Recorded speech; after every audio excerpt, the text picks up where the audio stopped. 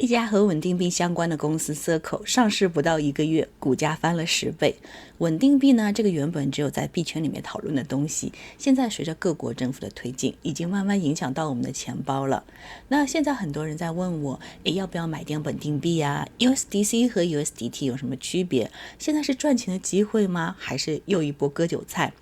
那这期视频呢，我就用大白话跟大家讲一下稳定币到底是什么，它有什么用，那主流的稳定币 USDC、USDT 到底有什么区别，现在呢该不该买一些稳定币囤着，它能赚钱吗？大家好，我是新月，视频的内容是我个人知识和经验的分享，不构成投资建议。这个稳定币呢，你可以把它想成是一个锚定美元的数字现金卡，比如说 Costco 或者沃尔玛这些常见的大商家，你拿现金可以换一张100的购物卡，那这个卡不会涨也不会跌，但是你可以拿它去消费，然后也可以转给别人，不想要的呢还能退回来拿现金。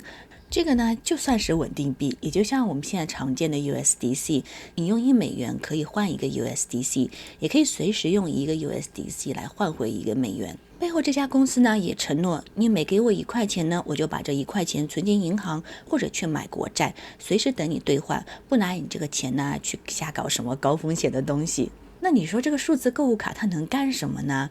其实用途还蛮多的。第一个作用呢，就是可以付款结算。现在已经有很多的网站啊、游戏、跨境电商都支持用 USDC 或者 USDT 来付款了，非常快捷，手续费也低，结算还快。特别是做海外生意的朋友，用稳定币收款呢，比刷信用卡便宜很多，而且还不用等银行的一个处理流程。第二个作用呢，是用于跨境汇款。比如说你在美国工作，要给国内的父母汇点钱，那用银行转账要好几天，手续费要好几十。但是用稳定币的话呢，可能只要几分钟就到账了，手续费甚至不要1块钱，就很方便。第三个用途呢，是可以赚点利息。现在很多平台啊都允许你把 USDC 存进去，他们拿着呢去买美国的短期国债，然后分点利息给你，年化大概有4%到5%，会比银行的活期利率高一些，等于是把数字现金变成了数字理财。所以说稳定币它虽然叫币啊，但是它不是用来炒的，而是用来用的。你能拿它来付款、转账、存钱，但是它不会暴涨暴跌，不像比特币啊，今天你看它值10万美元，明天一看跌了20%。稳定币值多少钱呢？它就值1美元，不多也不少，不怎么刺激，但是挺实用的。那问题来了，你相信谁家的购物卡呢？如果是沃尔玛、Costco 这种大超市出的礼品卡呢，拿着就还蛮放心的，反正它开了几十年嘛，钱出问题的几率会比较小一点。但要是楼下的理发店出了一个充值300送50的会员卡，你是不是就要犹豫一下？稳定币也是一样的，谁都可以说发一个对标美元的币，但是呢，你敢不敢买就取决于它背后的公司靠不靠谱啊，钱有没有好好放，有没有人监管。现在市场上主流的2个稳定币，一个是 USDC， 还有一个是 USDT， 它们的机制呢是不一样，适合的人也不一样。USDC 是美国公司 Circle 发行的，它主动接受美国政府的监管，还参与了稳定币法案推动，相当于呢是官方认证了。你每存进1美元呢，它就去买短期美债或者是纯银行，每周呢它会更新它的储备信息，每个月还会请4大会计事务所来做审计。如果呢你是做合规的业务，或者说是企业财务规划，属于比较保守的投资人呢，就很多人会更加倾向于 USDC， 因为它已经是被监管了，账务比较清晰。USDT 呢，它是 Tether 公司发行的，2014年就上线了，是历史最久、交易量最大的稳定币。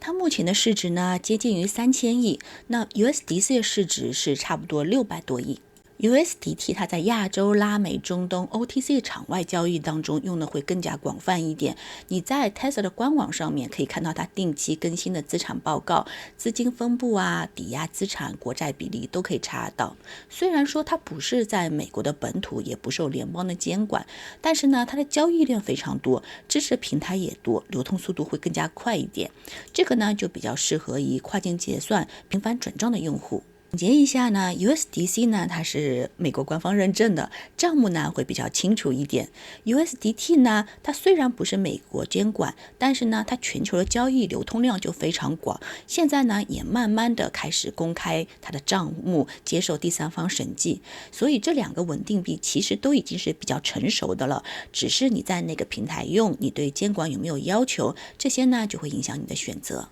所以讲了那么多，还是回到原本的问题，现在要不要买一些稳定币呢？这个呢，主要取决于你买稳定币是为了干嘛。目前大家用稳定币大概就是两个目的，一种呢就是图方便，比如呢你在美国工作，想给国内家人汇点钱，以前用银行转账，1个星期到账收几十刀的手续费，现在呢用稳定币转过去1分钟，手续费不到$1。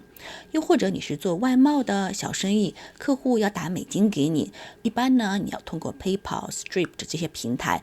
不但收费贵，还要各种验证。现在客户可以直接打到你稳定币的地址，这就简单省事高效了很多。稳定币它目前最大的一个好处呢，就是全球通用，到账快，手续费低，对于很多人来说呢，相当于就是数字时代的国际现金。但是也要提醒大家一下，稳定币目前在各国的监管呢，还是在测试阶段，灰色资金也常常用它来转移资产，所以说我们使用的时候呢，一定要留存资金的来源，然后合规合法，以免被误伤。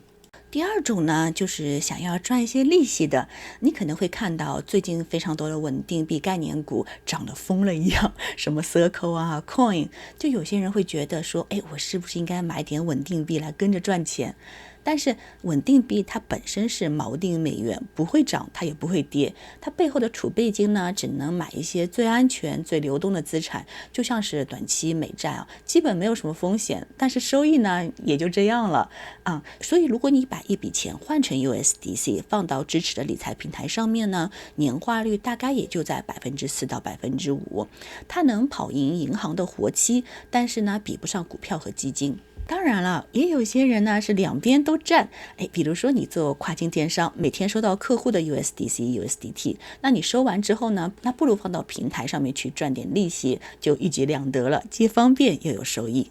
但是如果是以下两类情况呢，我建议你先不要去碰币圈这些东西。一个呢是你还没有搞懂什么是钱包什么是交易平台，或者说有人拉你进群说，买了这个币或者买了这个 USDT 存进去，1个月赚10%的利息，这些往往都是陷阱就大家不要盲目的冲进去。我呢给大家一个3步的判断法，你可以来测试一下自己适不适合买。第一步呢，先想一想你买的是为了什么。如果说是为了转账收款，或者是赚一个4%左右的年化利息呢，这个都是可以的。但是如果说我就凑个热闹，那就先不要着急了。第二个呢，你考虑一下你买的是哪个币。如果呢是 USDC 或者 USDT， 这个都可以但是如果说你也不太清楚，听别人说这个是稳定币或者是什么币有收益，这个就要小心一点了。第三个呢是看一下你放在哪个平台，这个平台有没有监管，历史有多久，有没有可以随时兑回的能力，就是要确保这个平台是不是随时可以让你把手上的稳定币换回美元，有没有延迟提款的条件限额这些要求。所以呢，我们回到一开始的问题，要不要买一些稳定币答案就是看你需不需要啦。如果说你是为了跨境转账，结算方便一点，稳定币确实是可以考虑的一个工具。但是呢，如果说你只是听别人说这个能赚钱，然后也不太清楚原理放在哪里，也不知道是谁发的，那我就建议你不要急着下手了。好，今天就先到这边了，有问题可以给我留言，我都会认真的看留言，也会在之后的影片呢继续深入讲下去。我是新月，我们下期再见啦，拜拜。